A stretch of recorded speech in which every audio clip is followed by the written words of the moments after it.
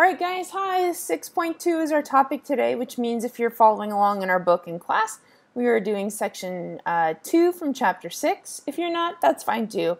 Our essential question for this video is, what is the relationship between squares and roots? So we're going to dive into what are squares and roots.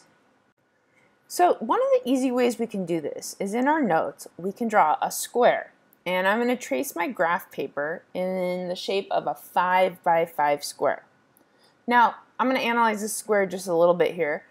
If we wanted to talk about the area, we know area is the space inside. And it literally means if we were to trace all that graph paper, how many little square units fit inside the graph paper. Now, if you were like an elementary school kid, you might sit here and you might actually just count each of the squares up.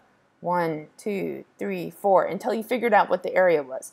But you guys know we have a shortcut for this. If you don't want to count all the squares, you can measure it as a 5 by 5 and say, oh, okay, well, the area's got to be 5 times 5, so we must have an area of 25. So if our area is 25, that means we have 25 square units inside the shape. Well, the reason I'm kind of reviewing this is because 5 times 5 is the same as doing 5 squared. Using a power. Now there's a reason when we say 5 squared, we don't just say 5 to the second power. We say 5 squared because we're getting it from the length times the width of a square. It's a 5 by 5 square shape. Hence we say 5 squared. So why am I showing you all this? Because we're going to kind of get into what squaring really is today. If I told you I had 2 squared, that means I have a 2 by 2 rectangle or 2 by 2 square, which is an area of 4. If I had 3 squared, we know that means 3 times 3, which is 9. If I had 4 squared, we know that's 4 times 4, which is 16. And I could kind of keep doing this. I could do 5 times 5, 6 times 6, and kind of just continue the process. Or I could use a variable for kind of the algebra side of this. X squared means it's x times x, any number times any number. Well, for this video, we're going to get into what unsquaring actually means. If I wanted to do the reverse of this process. So instead of squaring the number, I want to unsquare the number. Well, one of the ways we can do that is we can use fractional powers. We could say, hey, I want to find 4 to the 1/2 power. That's the same as saying, let's find the square root of 4. Now, here's the square root symbol. Have you seen this before? It's kind of like a V shape, has a little hook to it. It reminds me of like on a hospital monitor or something when they're monitoring your heartbeat. It makes me think of that. But what it really means is, what's the square root of 4? Well, 2 times 2 is 4, so the square root is 2. If I wanted to do 9 to the 1/2 power, that's the square root of 9. Well, that would be 3, because 3 times 3 is 9. We are unsquaring our numbers. So 16 to the 1/2 power, or square root of 16, what would that be? That'd be 4, because 4 times 4 is 16.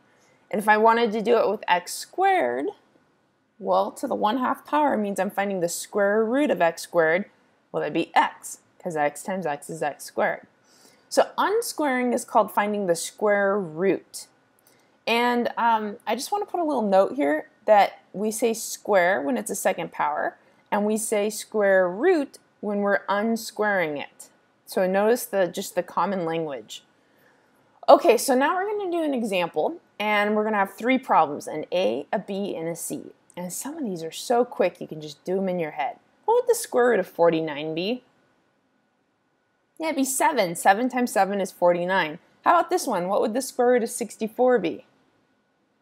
Oh yeah, 8, because 8 times 8 is 64. How about this one? Square root of 12.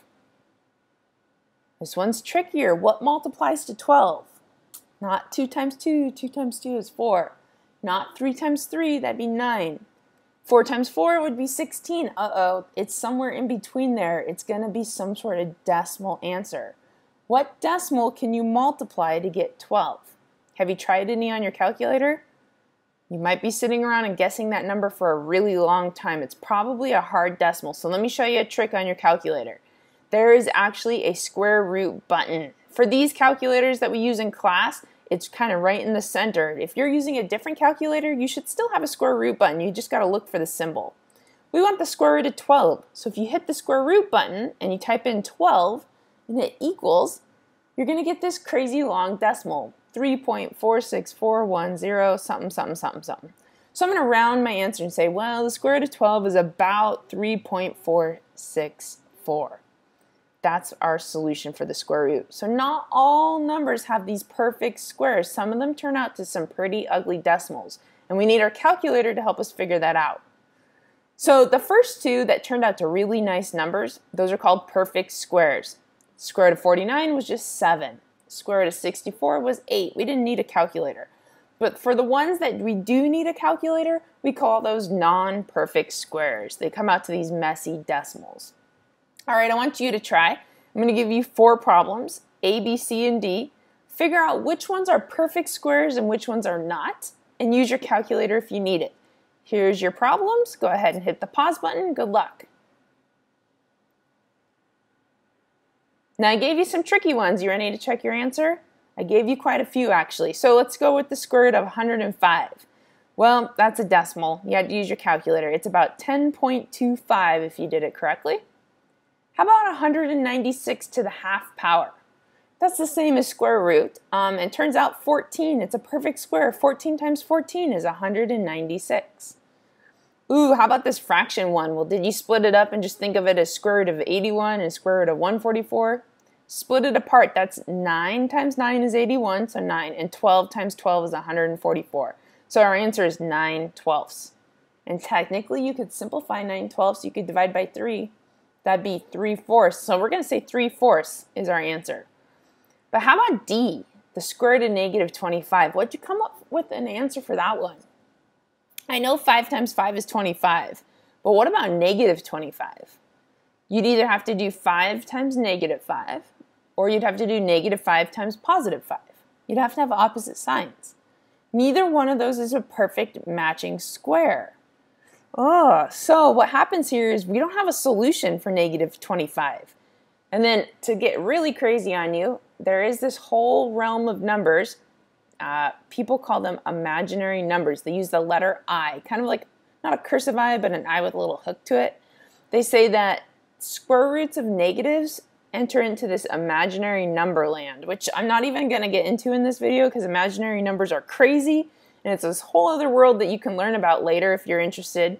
But for now, when you see a negative in a square root, I want you to remember that it's not possible to find a square of a negative. So it's an imaginary number. The answer is just I. Isn't that crazy? You're going to have to watch other videos to learn more about imaginary numbers. They are wild. Okay, wrapping up this video here, this is what I do want you to remember. There are perfect squares and there are non-perfect squares.